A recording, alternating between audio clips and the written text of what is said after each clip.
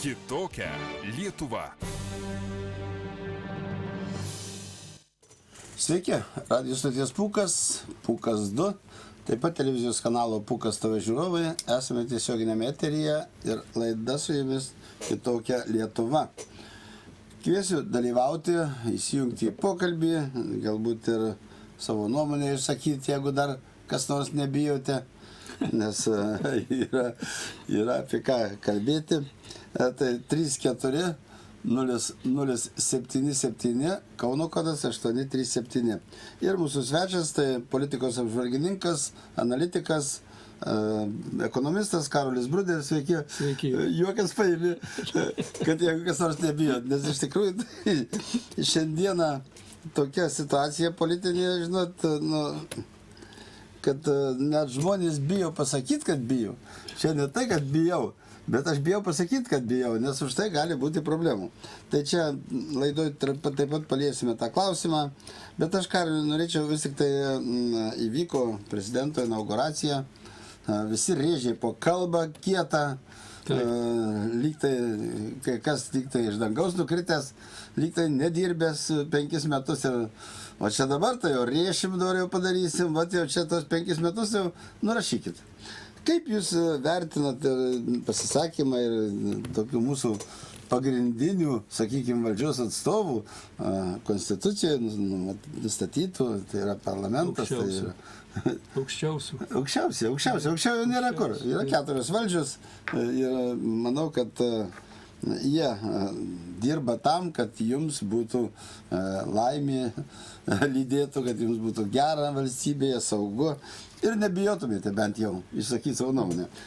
Jie dirbo taip, kad jūs galvotumėt, kad jums bus gera, kaip jūs sakėt, viskas taip. Kad jūs galvotumėt, kad taip bus. Galvokite, kad taip yra. Kad taip yra, kad taip bus. Tai dabar, jeigu šiek tiek, ką jūs pastebėjote tokio populizmo arba tuščių šnekų, kur nieko bendro nėra su valstybės vystymosi raida, su žmonių gyvenimu? Žiūrėkit, tai visų pirma, reiškia, jo ta buvo metinė kalba, paskutinė, kuris Seime darė apžvalgą, taip?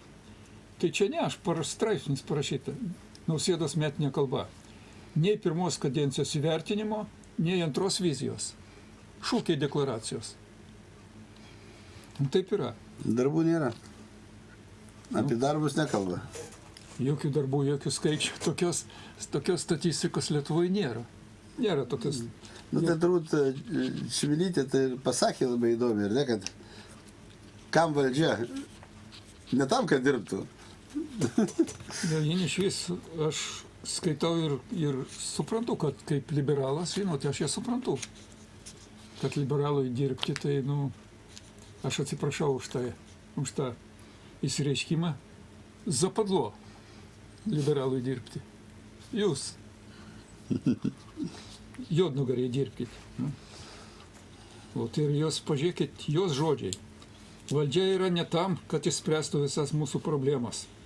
Šio lūkesčio neįmanoma patenkinti, nevertėtų jo ir pernelyg sąmoningai skatinti.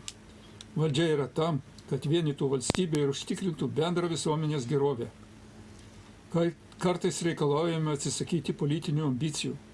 Esą jas atmetus galime pasiekti bendro sutarimo. Manau, tokios kalbos ir nereikalingos, ir net žalingos. Politikoje ir veikiama siekiant įgyvendinti ambicijas. Kitas dalykas, politikoje ambicijos turi būti kreipiamas valstybingumo linkme, neleidžiant joms susmulkėti. Tuomet tikrai pasieksime užsibrėžtų valstybinių tikslų. Tai sako žmogus Seimo pirmininkas, taip, kuris 4 metus atidirbo. Ką jūs girdit, ką jinai sako? Nesąmonės yra. Kad žmonės, jūs čia valstybė yra, jiems yra valstybė, tai biudžetas valstybė, žmonių suneštas. Tai jie turbūt žiūrit į valstybę, kaip į savo tą dalį viršutinę greitinėlę, o žmonės čia, ką jūs čia tikitės? Tai tiesiai šviesiai, valdžia yra ne tam, kad išspręstų visas mūsų problemas. O kam jinai yra? Kad pridarytų problemų. Kaip, jeigu atvirkščiai pasakyt, jeigu ne tam, tai kažkam, tai priešingai. Tai ką pasakyti? Bet tai tais kalbas rašo iš anksto. Jie skaito ir jie rašo ne tai, kad, žinot, kartais kalbant, lepteli ką nors, nu, kai kalbi. Sako, daug kalbi, prisikalbėsi. Bet ten skaito, paruošta, išgryninta. Ir pažiūrėkit, vadinasi, jie...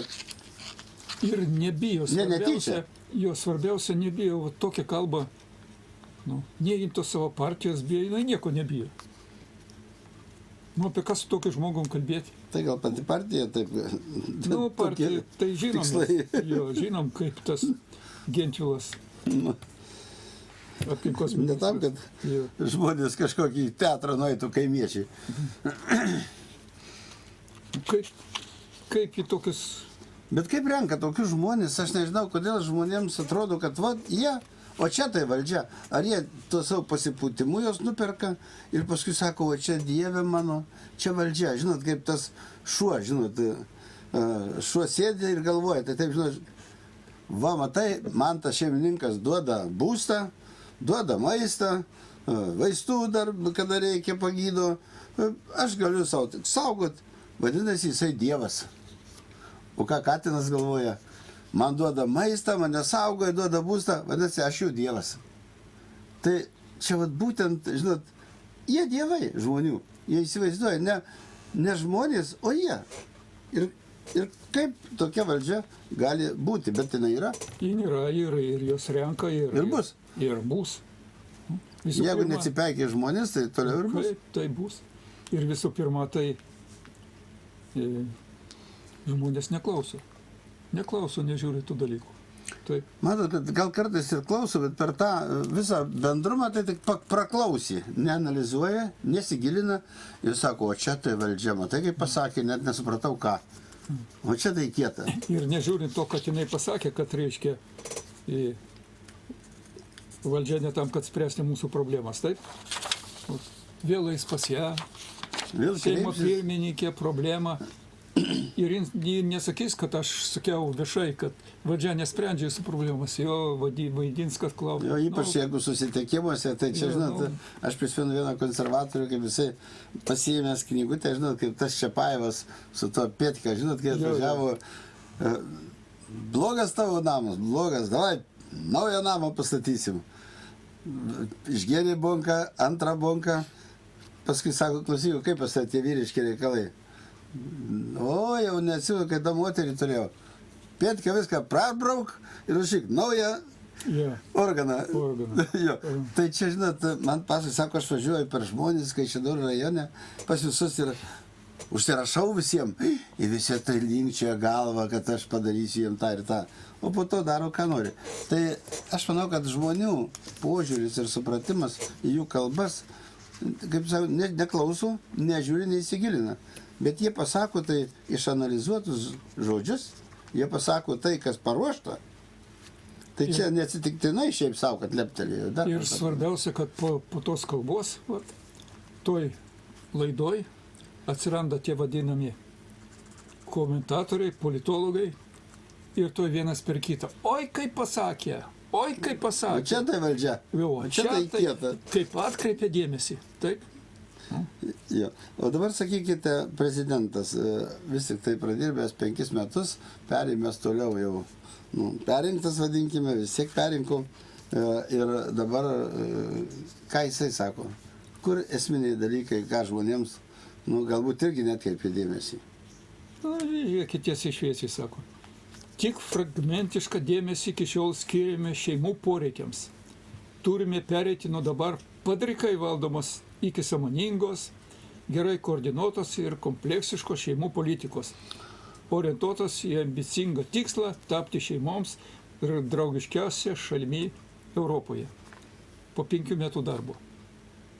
Bet jis nepasako, kokia ta šeima dabar turėtų būti, nes dabar šeimų politika, tai matot kokia? O dabar padrika. Tai jisai vadino, padrikai valdoma. Bet tai čia... Bet tai kokį tada padrikai valdoma? O kaip reikia suvaldyti dabar, kaip liberalai, kaip Laisvės partija siūlo, ar čia, žiūrėkit, ar jis turi savo dabar kitokį? Žiūrėkit, visų pirma, tu dirbai 5 metus.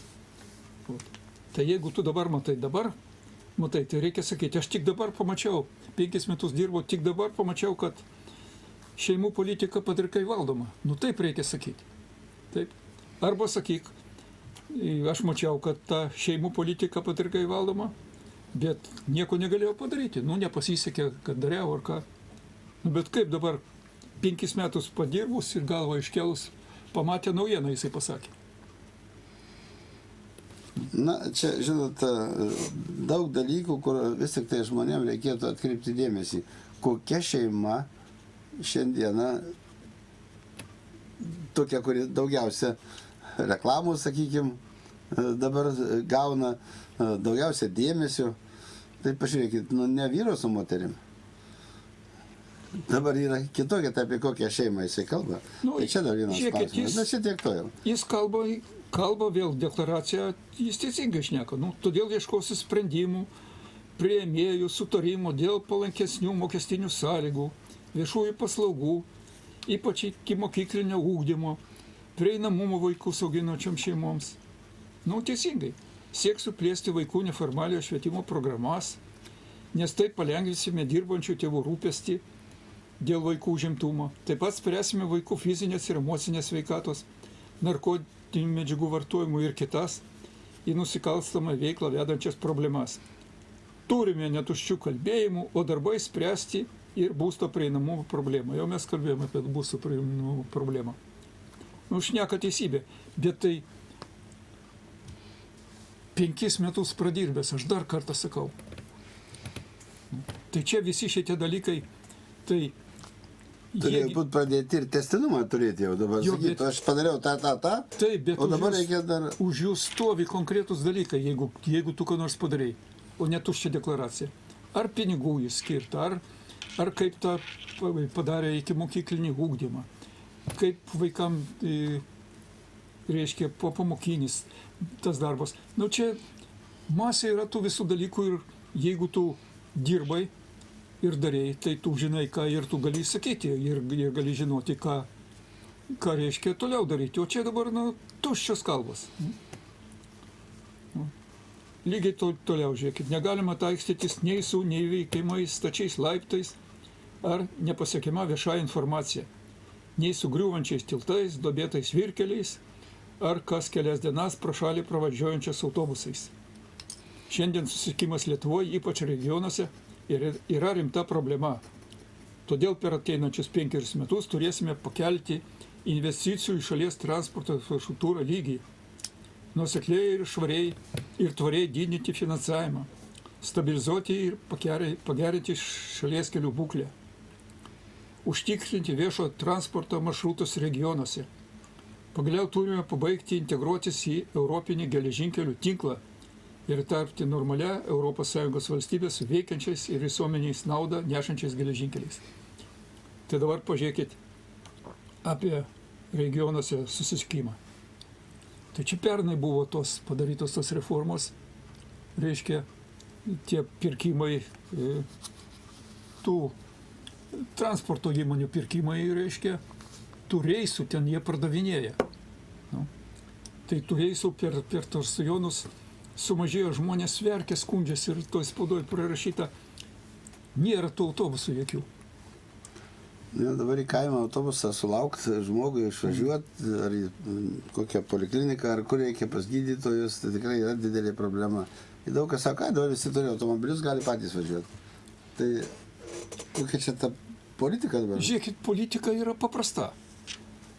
Verslininkui negali sakyti, kad jisai siūstų autobusą, jeigu nėra tenai keleivių, jeigu jam jisai bus tas, nuostolingas, kaip jisai gali. Taip? A nuostolingas kodėl? Todėl, kad jisai įsės į tą autobusą, vežti autobusą, tai jis mokės už kurą, akcizus, mokesčius mokės, o pinigų nesurinks, suprantat? Tai padaryk, leisk tiem žmonėm, be jokių tenai, be jokių mokesčių, kaip nori, patys pervažiuokit ir jie parvažiuos tol dabar. Surinktų žmonės navės. Jo surink žmonės, to labiau, kad dabar telefonu paskambins, suprantat, į pravažiuos kada tenai. Nėra jokių problemų. Bet jeigu čia negali uždirbti ant to, tai nereikia uždirbti, bet daug žmonėm, kad, padėk žmonėm, suprantat. Matot, daugiausia žiūri, kaip surinkti biudžetą, kaip sukontroliuoti, kad visi mokėtų, kad visi būtų, viskas gerai, visi turi mokėti. Bet kaip suteikti paslaugas, jeigu tu pusę sumoki valdžiai, kur valdžia turėtų dotuoti ir turėtų suteikti tam galimybę žmogui išvažiuoti iš to kaimo, iš to regiono į miestą, jeigu reikia kažko tai. Šiandieną tie autobusai nekursuoja. Nėra, viskas. Nėra, lyg tai žmonių nebūtų, suprantat. O dabar, sakykite, jisai paminėjo apie geležinkelius, apie tai, ką mes atkalbam, kaip čia dabar tam Europoje bus su Rail Baltic.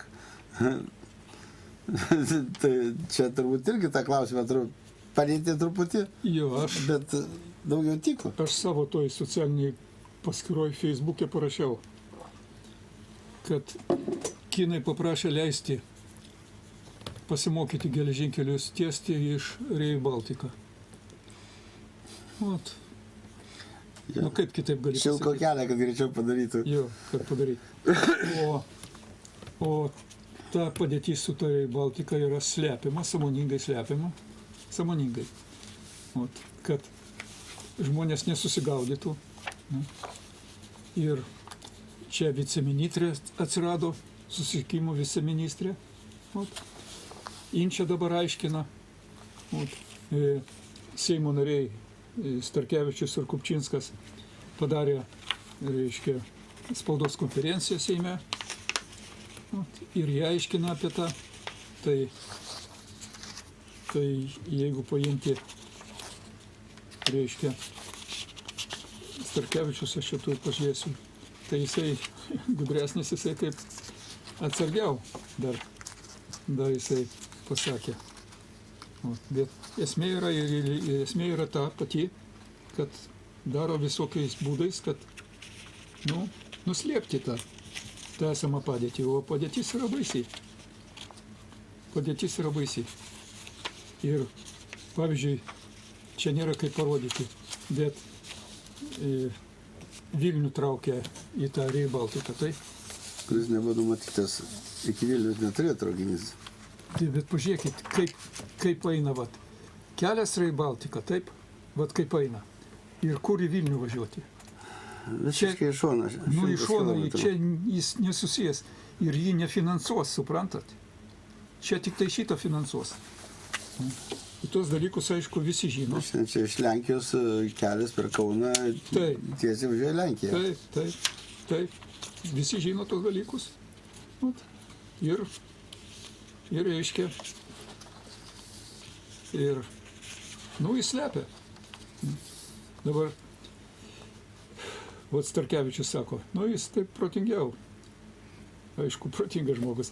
Yra smarkiai išbrangę šio projekto finansavimas ir statybos darbai. Dėl objektyvių priežasčių mums kelia nerimą, ar šis projektas dar nestriks. Šiuo metu jis finansuojamas kaip komercinis projektas. Tačiau reiktų apie jį galvoti ne tik kaip apie komercinį, juk vykstant karo Ukrainoje, mūsų šalis yra pafrontės zona. Reikėtų galvoti apie finansavimą ateityje iš karinio mobilumo paketo. Važiuokit, ką sako Kupčinskas. Matome, kad sunkioji karinė technika turi būti gabenama pirmiausia geležinkeliais. Jei galvojame, kad tik Via Baltica mus gelbės, kad galima permesti dalį sunkiosios ginkluotės ten, tikrai ne. Raginame pripažinti Rail Baltica karinio mobilumo projektų. Komercinė sėkmė svarbu, keleivių krovinių vežimas labai svarbu. Bet turime šių metų aktualijomis pripažinti, kad Rail Baltica svarbi ir kariniam mobilumui. Kupčinskas pripažins. Ir finansavimas. Ekspertas didysis. Gali nuvesti, parodyti, ką jisai pastatė. Matot? Ir čia viskas padaryta tam, kad tie dalykai neišlystų. Aišku, prezidentas, visi jie, čiagi stato 11 metais Seimas suteikė ypatingos svarbos tą projektą, ypatingos svarbos projektas patvirtino. 26 metais turėjo dirbti. Bet dar kartą, ten dirbo masė žmonių. Jeigu padaryti, jį būtinai reikia padaryti tą parlamentinį tyrimą ar kokį tyrimą, reikia surašyti visus tos žmonės, kiek ten vadovų pakeista. kokius jie ten pirkimus darė, kiek skiria propagandai, tai vadinamai, taip, kiek visokių prisamdė konsultantų. Tai rasi milijardus iš šonų nuvažiavusių ne darbam, o... Nu bet čiagi 10 metų daugiau čia šita duobė yra ir čiagi Lietuvos valdymas, čia ne taip kas išgalvota. Matot, ir apie visą informaciją, kuri šiandieną užslėpta, nes ten yra pasinaudota ir pridaryta savo daug dalykų, kurie nusikalstami. Netgi galima taip pasakyti. Ir jeigu pasidomėjus, kiek ten visko, ką paminėjote, yra pridaryta, dėl to įstoja viskas. Kad net ten panaudotos lėšos ir darbai nebuvo atlikti taip, kaip turėjo atlikti. Nes jeigu buvo planas, tai ten nebuvo iš oro nupieštas, per tiek metų padarys. Tai ir buvo viskas. Bet to vykdytojo, kurie vykdo, tai čia ir yra klausimas. Bet nieks netiria. Jis jau pasidalinę. Jau interesai pabandydavo ten ištraukti ką nors. Tai paskui išsitrauksi tiek, kad pačiam bus. Jo ir dabar išleido į priekinį frontą viceministrė. Žiūrėkit, viceministrė Europinė vėžiai Baltijos šalims užtektų 11 keleivinių traukinių.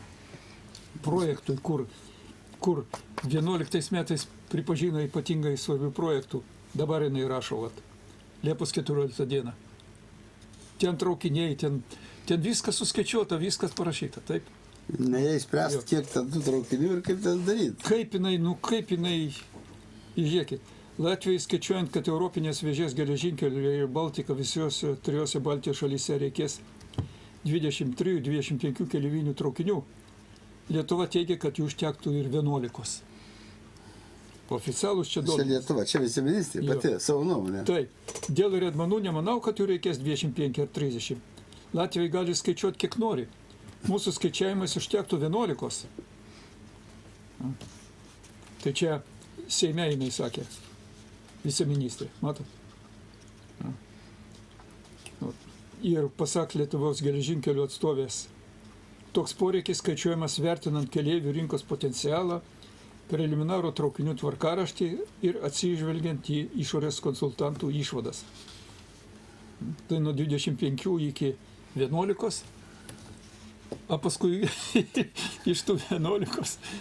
Bet čia, žinot, žmonės gali nesuprasti, kodėl mes apie tai kalbam. Reikia pasakyti, kad čia milijardai yra panaudoti lėšų, tų, kur priklauso mūsų valstybei. Ir jie turėjo už tos pinigus padaryti darbus, o iš tikrųjų, kaip visada. Pinigų nėra, o darbai dabar sako, o kam čia jums dabar tiek reikia?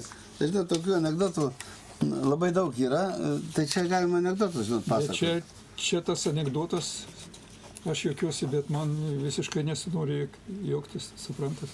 Bet kad matytų žmonės, kaip valdoma valstybė, kurie sako, mes turim ne tam, kad spręstum problemas. Žinot, aš tai ne kartą minėjau, kaip atėjau į Seimą ir man žmonės prirašė, žinot, tokį kalną jau laiškų, visokių kreipimusi. Visi turi problemų, kaip jas spręst, padėk ten. Nu, aš pradėjau skaityti, matau, kad neįmanoma, ten, žinot, dar aš taip nesusigaudai pradžioje nuėjęs ten. Tai aš klausiu frakcijai, sakau, ką daryti su tais, kaip čia atsakyti, ką tu klausi, mesk į šiukšlių dėžę. Man asmeniškai tai sako. Sakau, tai ką tai jūs, tai jau, kas čia visiems? Čiagi, ir va čia Čmilytė pasako, kad valdžia ne tam, kad spręstų visų problemas, o kai ateini žmogus dirbti, ir nori padėti spręsti, tave tada, tu netinki valdžioj, tu per bukas esi. Kuo tu čia atėjai žmonėm padėti ar ten kažkam? Tavo darbas yra, čia sako, apie ką reikia daryti. Labai puikiai. Jo, bet žiūrėkit, kaip įdomiai. Tai čia dabar, Liepos 14.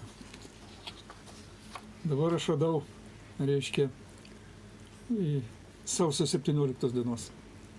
Žiūrėkit, Morkūnaitė Mikulėnienė. Baltijos šalys dėl Rail Baltica jau sutarė vieningai. Čia šiais metais sausio mėnesį. Taip. Baltijos šalių nesutarimų dėl Europinės geležinkelio vėžės Rail Baltica neliko, teigia Seimo Europos komiteto pirmininko Radvilė Morkūnaitė Mikulėnienė. Jis sako, kad projektas svarba Lietuvoje, Latvijoje, Estijoje vertinami vienodai. Čia sausis, o čia Liepa. Matot? Pusę metų nepraėjęs. Jo, tai dar įdomu dėlė jums galiu pasakyti, tai jūs žinot, priminti tik tai, kad dabar ta Radvilė Morkūnaitė Mikulėnienė tai švietimo ministras.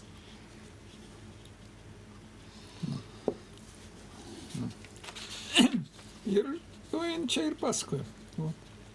Sausio mėnesį. Anksčiau, jeigu būdavo tam tikro požiūrio išsiskyrimo tarp Lietuvos, Latvijos ir Estijos, jeigu mums atrodytų, kad gal jos tokodavo tam tikro judėjimo priekį, tai dabar tikrai panašu, kad politinėme lygmenyje matomas labai kryptingai ir vieningai projekto svarbos klausimas. Tikrai yra pajudėjęs nemenkai projektas ir, man atrodo, ypatingai svarbus tarp valstybinis sutarimas.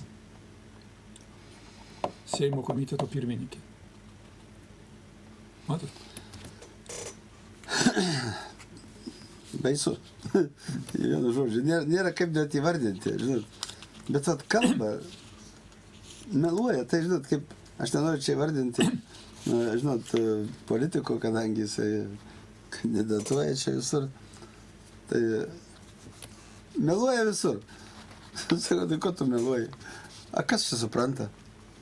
Ir žinot, tie žmonės ant tiek įsijautė, kad jau jie galvoja, kad nieks nieko neklauso, nieks nieko nesupranta, tu gali sakyti, ką nori, tai kurie nesupranta, paklauso, o kai čia protingai kalba žmogus, aš už jį balsuosiu, o čia tai kietas, o ką padarė ir kas ką padarys, o čia esmė. Jo, ir dabar žiūrėkit, antai, anot Morkūnaitės Mikulėnienės, iki šiol darbams Lietuvoje skirta 990 milijonų eurų, o visam projektui 2,7 milijardo eurų.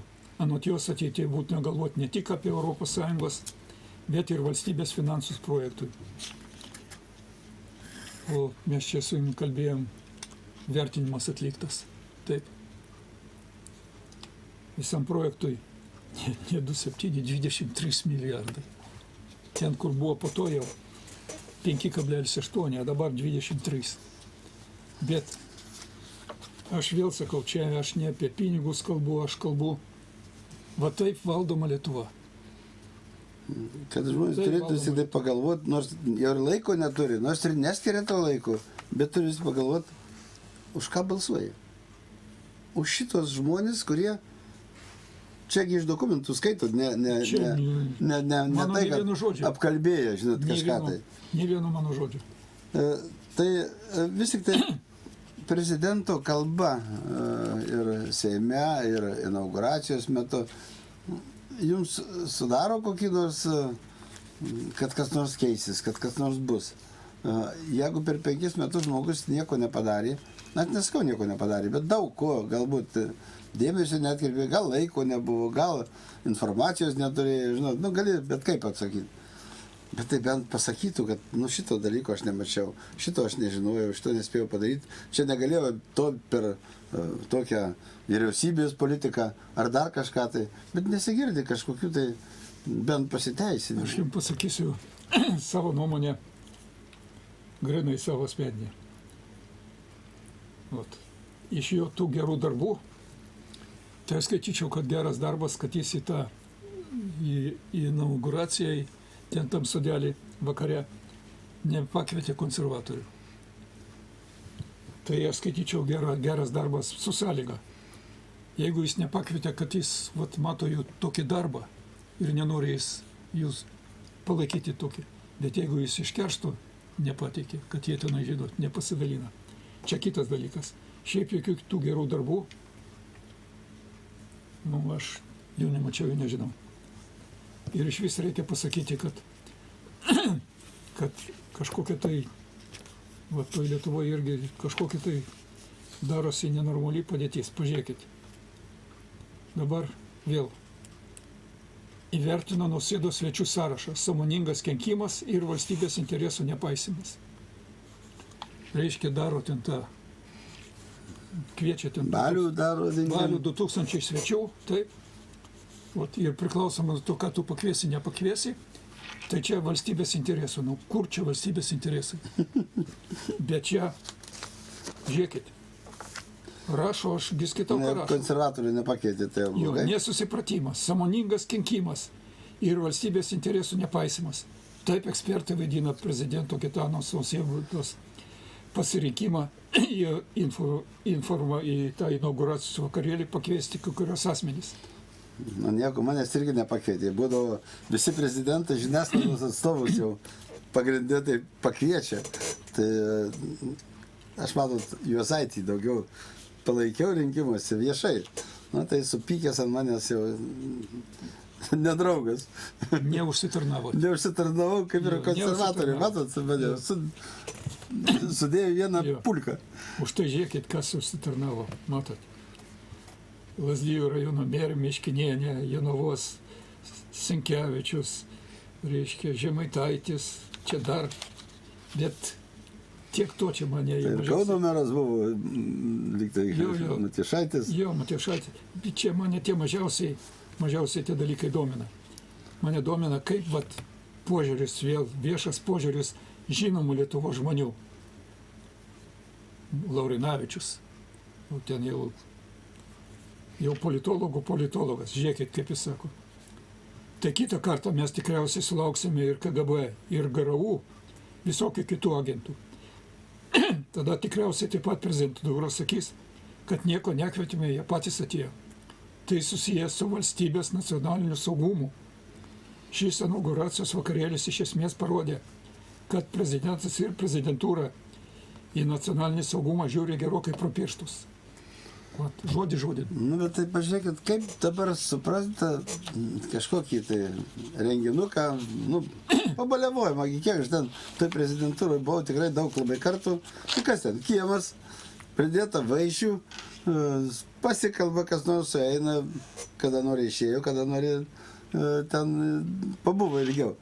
Nieko ten nevyksta jokios politikos. Tai Dabar žiūrėkit, kaip politizuoja čia. Nu jau, bet čia vėl viešai reiškia baisus nepasitenkinimas. Matot.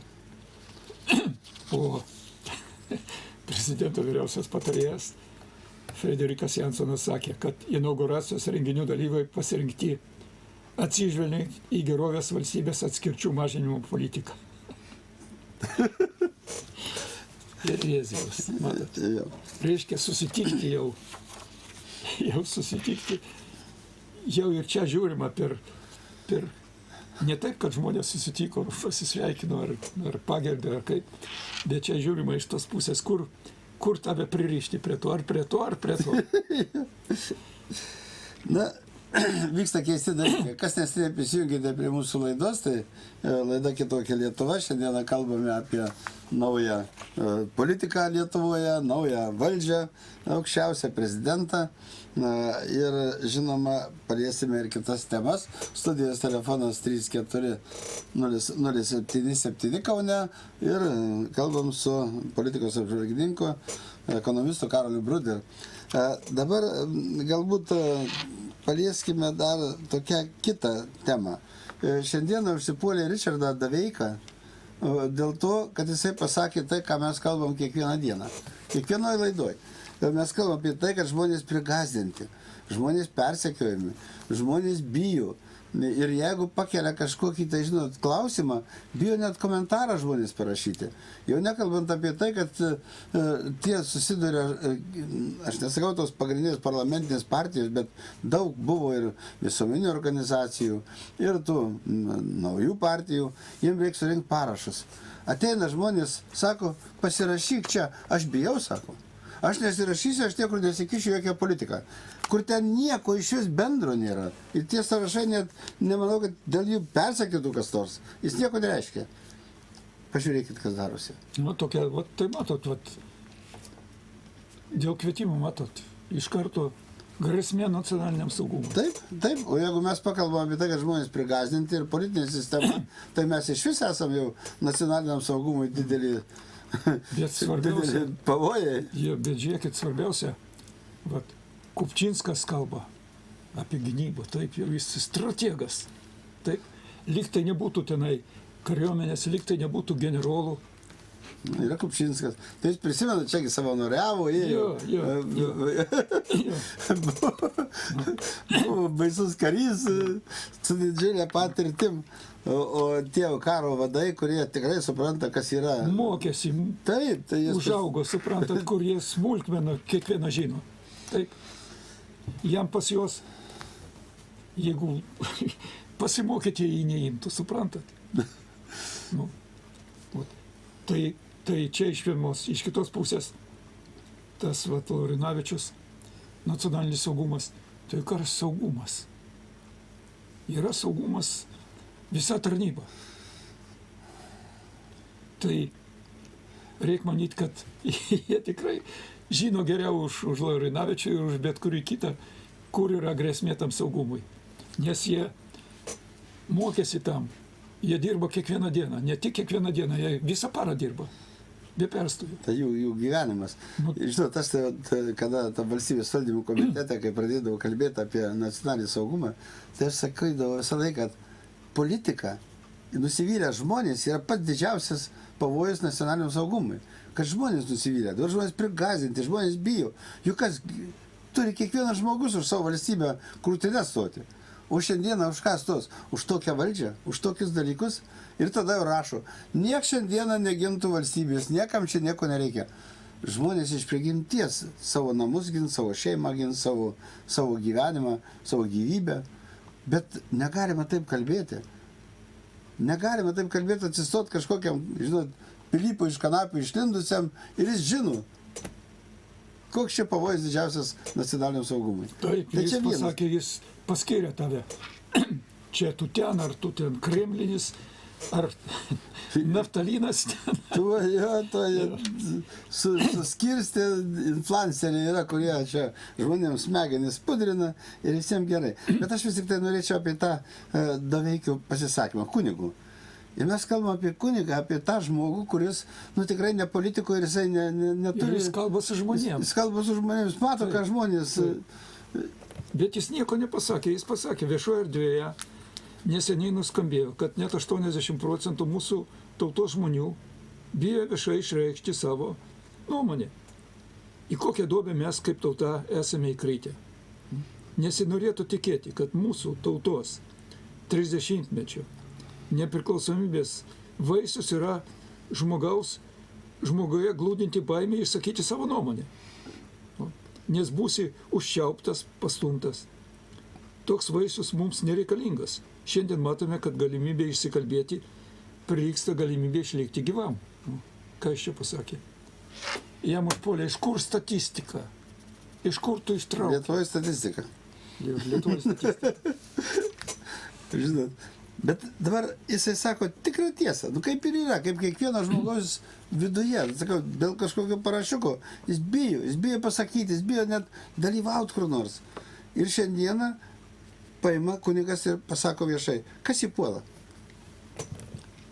Kas dabar jį daugiausiai kaltina? Tai yra čia tie, aš nenoriu pavardžių minėti, profesorius tai iš karto iš Vilniaus, reiškia, jisai puolė, iš kur paėmė tą statistiką. Bet čia ir daugiau tam rašo straipsnių, ar gali žmonės tarnautojai, daleiskim, savivaldybėse. Ar gali jisai išsakyti savo kokią nuomonę? Tai kad jiems dabar savivaldybėje tarnautojams neleidžia net su žurnalistais kalbėti. Dabar uždrausta viskas. Jokios informacijos, jokios žinių tu nebandyk ką nors pasakyti. Yra spaudos atstovas, kuris atėjęs papasakos, ką jiem reikia ir nieko nežino. Šiandieną žmonės niekas savivaldoje darosi, niekas ministerijose darosi, nei kaip tos lėšos naudojos. Tik matom rezultatą, kad jisai labai kūdas. Labai prastas. Tai žinot, kaip prie Baudžiaus buvo, tai buvo tas toks posakis liaudės išmintis. Su ponu kalbėk, bet špygą kišenį laikyk. Tai 21 amžiuje mes o priėjom prie to, kad, matot, kaip jiem gali, kaip gali jie patikti dabar, ką mes kalbam, pavyzdžiui, apie tai ir Baltiką. Jie visom pastagom, visais būdais daro, kad tik tai užglostyti, kad nematyti. Ką jie daro nuo 11 metų, skaitykit. Ir žinot, pakeliam tokią temą, kur žmonės nežino, kur niekas apie tai nekalba. Ir sako, ko jūs čia gvildena tokias temas?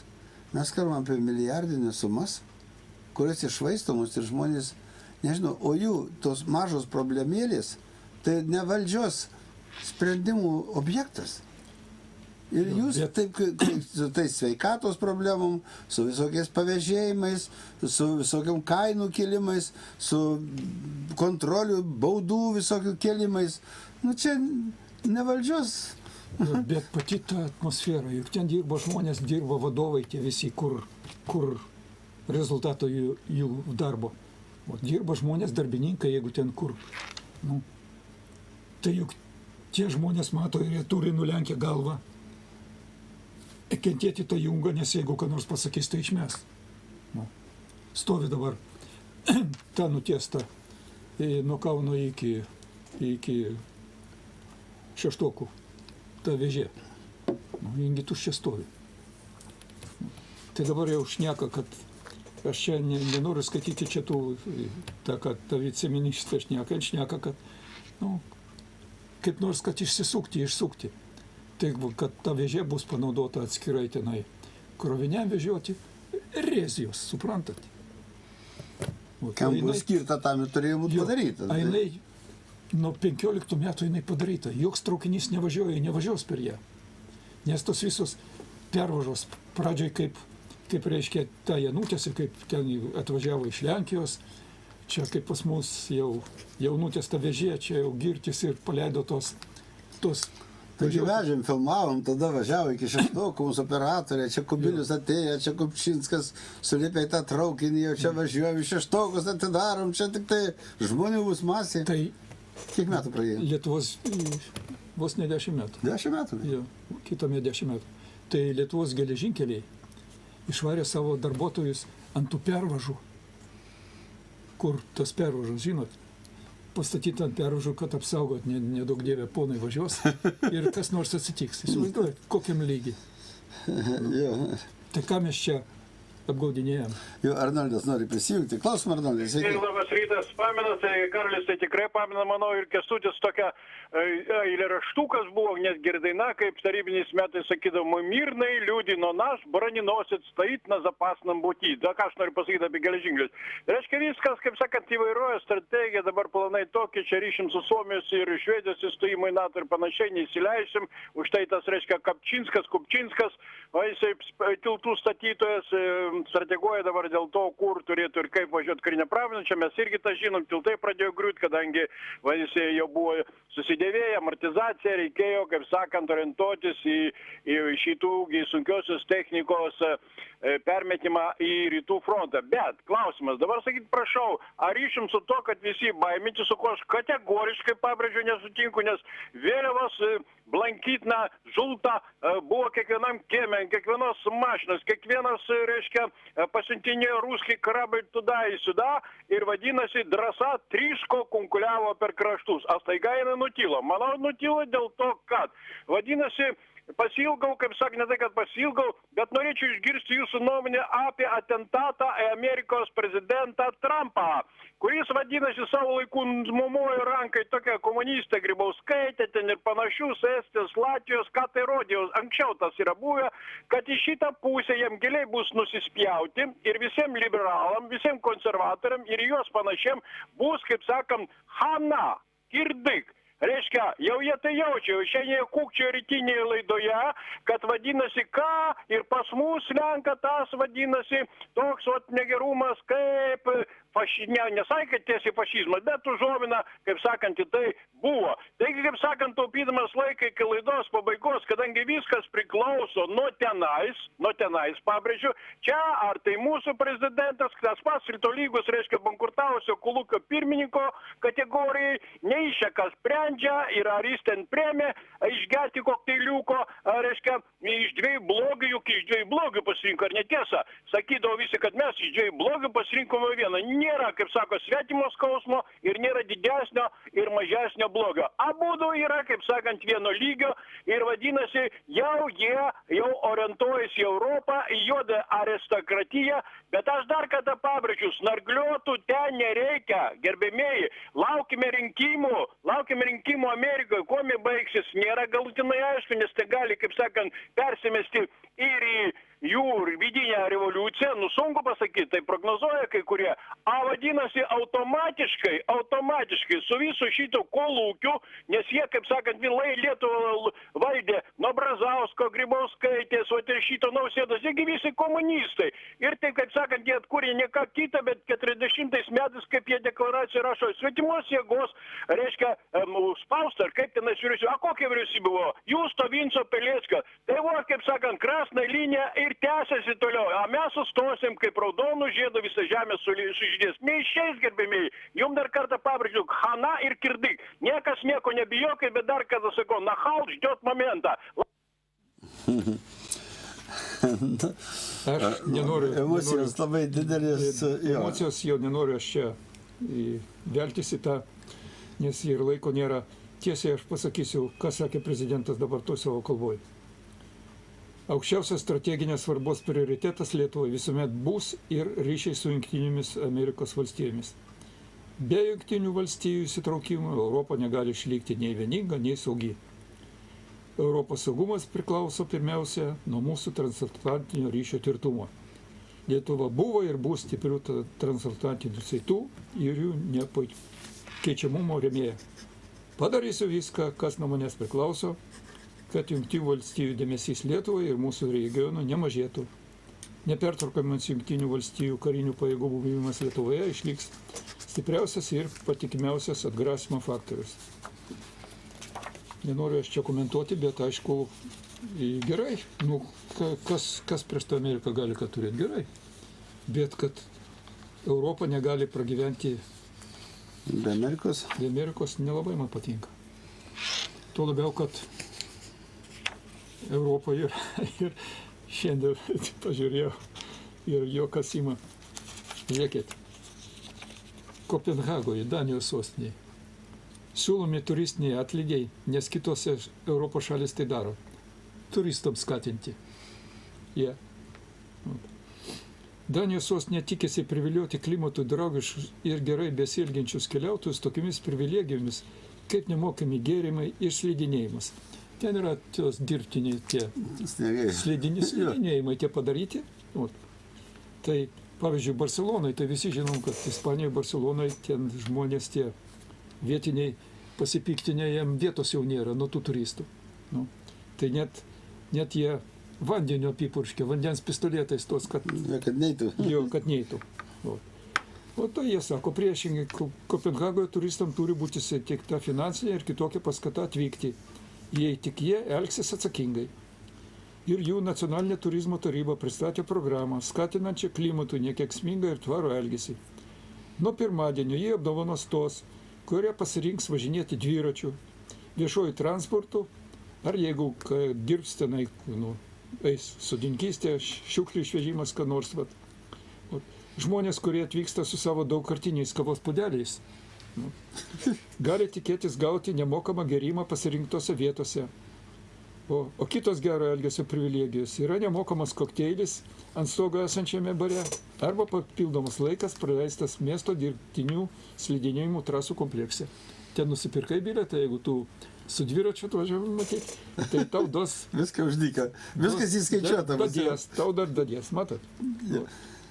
Ir dar sekundė. Čia mūsų tiem biurokratam reikėtų tos dalykus žinoti. Požiūris į žmonės, čia į svetimų žmonės. Taip. Matot?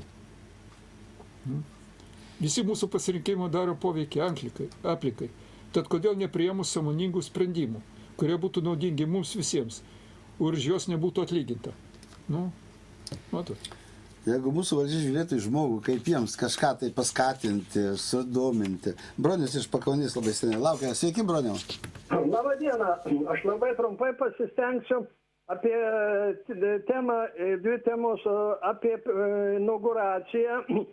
kadangi Karolis, aš manau, turi labai dalyvavęs visur, man iškyla toks klausimas dėl prezidentūros.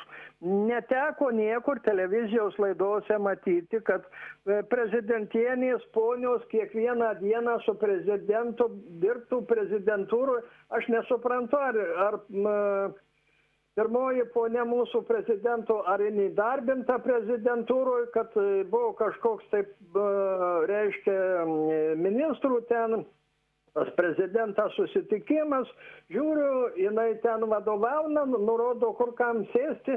Man toks atvejis nesuprantamas, kai lydi į užsienį, reiškia, delegacijas vyksta. Tai aš suprantu, kad prezidentai visi ponės vežasi, nu, kad mūsų ponė kasdieną ten su juo važinėtų, tai ar čia tik pas mus visur taip yra, ar čia tik pas mus? Man toks įdomus yra klausimas iškilęs dėl prezidentūros. Čia toks keistas ir juokingas man. Dabar antras mano būtų, čia antras tema, kaip apie geležinkelius kalbama, Rail Baltica. Tai visi puikiai žinote Kauno geležinkelio tunelį, kuris 19 amžiuje 1859 metais pradėjus tiesti geležinkelį iš Sankt Peterburgo į Varšuvą. Tunelis 1,3 kilometro įrengtas su kastuvais, taškom, kirkom, bėgiai nutiesti išmūrytus. Arka reiškia 8 metrų pločio ir 6,5 aukščio ir bėgiai nutiesti per 2 metus. Geležinkelis visas laukais nutiestas per 11 metų į Varšuvą, baigtas, pradėtas tiesti iš Sankt Peterburgo. Čia aš iš dabar Lietuvos visos Delfi informacijos šitą turiu. Tai reiškia 1859 pradėtas ir reiškia 1871 metais baigtas. 1100 kilometrų Sankt Peterburgas Varšuva nutiestas. Dabar aš jau 20 metų čia turbūt apie tą Rail Baltica kalbama atšaką. Nu tai žinokit, man atrodo, kad jau mes tiek nusigyveno tą Lietuvą, net žemiau 19 amžiaus lygyje. Be to dar tai vadovavo caras vienas, reiškia.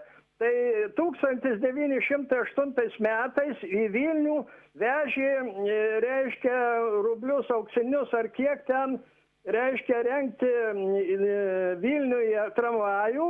Tai ponas Pilsudskis, ten Švenčionių rajone, aš ten netoli dirbau per praktiką, tai užvertė rąstus ant geležinkelių, atimė pinigus, reiškia, tuos apiplėšė traukinį ir reiškia, Armija Krajova kūrė, Žiligovskis ir Pilsudskis. Pilsudskis buvo gimęs ten Švenčionių rajone, netoli dabar Baltarusijos, Žiligovskis Šilalės rajone. Tai vat, tai jeigu ne caras, tai mes turbūt būtume, nežinau, dar gyventume dabar gal tik 18 amžiuje. Tai tiek trumpai, nes laida baigėsi, jūs dar ką nors norėsit pasakyti. Tai tokia mano yra nuomonė apie... Ja. Žinot, aš nenoriu sakyti, Lietuva nusigyveno. Lietuva nusigyveno ta prasme, kad valdžias tokias va turi. Lietuva buvo, yra ir bus, ir žmonės darbštus. Ir žmonės darbštus. Duo galimybę žmonėms. Jo, duo galimybę. Žiūrėkit, va, ta pati Danija. Nu, aš čia nieko bendro neturiu, aš čia nebuvau toj Danijai. Pažiūrėkit, kaip jie sprendžia tos klausimus. Jeigu va šitą jiem programą pasiseks, tai jie galvoja toliau plėsti. Ateityje jie gali duoti apdovanojimus, reiškia, tiem turistam, kurie atvažiavo į Daniją traukiniu, o ne lėktuvu. Matot? Ir tai apsimoka. Ir tai apsimoka padėti, vat, kad atvažiuotų žmonės, nu... Resursų mažiau naudoja. Jo. Matot? Tai jeigu mūsų valdžia, kurią jūs išrinksit, nauja, kaip ir jau naują prezidentą turim, seną naują, bet jeigu jūs turėsite naują valdžią, kuri žiūrės į žmonės, kad jūs reikia paskatinti, kad jiem reikia padėti, kad jiem reikia pasirūpinti jais. Ir ne ta, kuri šiandieną sako, valdžia ne tam, kad spręstų jūsų problemas. Valdžia tam, kad spręstų jūsų problemas. Tai sakytų, mes tam atėjome, kad įspręstume valstybėje problemas, kad žmonėms būtų gera gyventi, kad ta gerovės valstybė iš tikrųjų kurtųsi. Šiandieną atvirkščiai kalba. Ir, bėda. Ir bėda, kad renka žmonės. Ne, žinot, jie žino, kad juos vis tiek išrinks. Kam jiems stengtis? Kam jiems daryti dėl tų žmonių? Nes jeigu žmonės prakus, pakels galvas, tai gali neišrinkti. Vienas dalykas neišriks, antras dalykas, jie ir negali daryti nieko, suprantat. Man tai nesunku sakyti, nes aš dirbau visą gyvenimą su žmonėm, aš mačiau žmonių. Juk ne kiekvienas gali vadovauti. Vadovavimas tai jeigu paimti iš senovės istorijos, vadovavimas tai menas yra visų pirma. Menas. O ką gali vadovauti? Jie nenori tų pavardžių ir tų vadinti, į tų konservatorių ir liberalų. Ką, pasakykit, juk čia visų mūsų akyse, kiek čia senai tas Gentvilas jaunesnis padarė, reiškia, akcizą naftos dujom. Atsimenat? Taip. Iš nieko, 304 atrodo eurai. Kur įmonės žlugo į žmonės, paskui, kada jau skandalas, tai jau jie ten sumažino kiek tai. Bet žinot, per tą laiką, kiek jie nuplėšė žmonių pinigų, jie negražino. Bet pats tas, suprantat, pats tas priėjimas, čia vėl ne tose piniguose. Pats priėjimas, juk žmonės turi suprasti, mokesčiai tai neskatina ekonomikos. Mokesčių didinimą neskatina ekonomikos, lygiai taip kaip kainos, atitinkami mokesčiai, paskui atitinkamai kainos. Jeigu važiuosi į tą burbulą, tai jisai sukasi be galo, be krašto. Bet jūs pažiūrėkit, jeigu žmogus nesugeba daugiau nieko, jie nesugeba vystyti taip, kad išvystyti kažkokį, stengtis verslą, kad būtų pajamos, kad uždirbtų, tai lengviausiai yra baudos, apmokestinimai, išlupti iš to žmogaus, mes gausim, mūsų biudžetas padidės. Kainos auginam, auga gerai, PVM'as didėja. Juk toks požiūris yra grynai pavojus nacionaliniam saugumui. Čia galim tiesiogiai, netiesiogiai, bet jeigu žmogus mato, kad nėra jokių požiūrį į tą žmogų, kad jisai dirbtų, kad jis skatintų. Žmonės augina karves, ožkas, augina gyvulius. Pažiūrėkit, šiandieną koks požiūris tą žmogų. Į tą smulkų tą ūkelį, koks požiūris.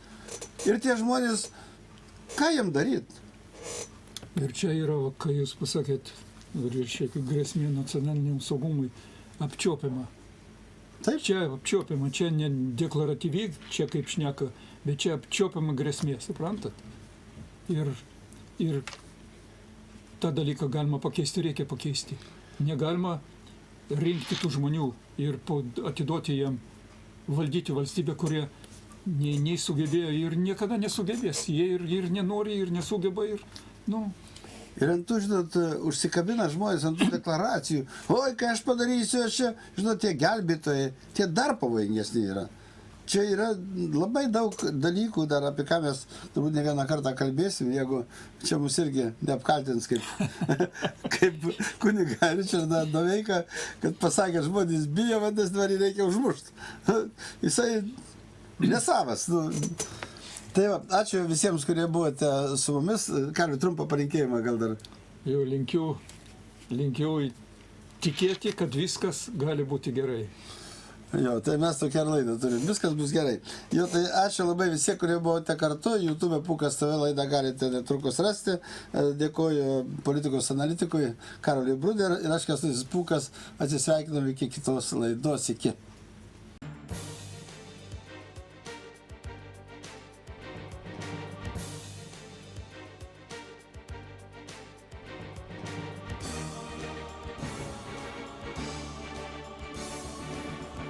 Kitokia Lietuva.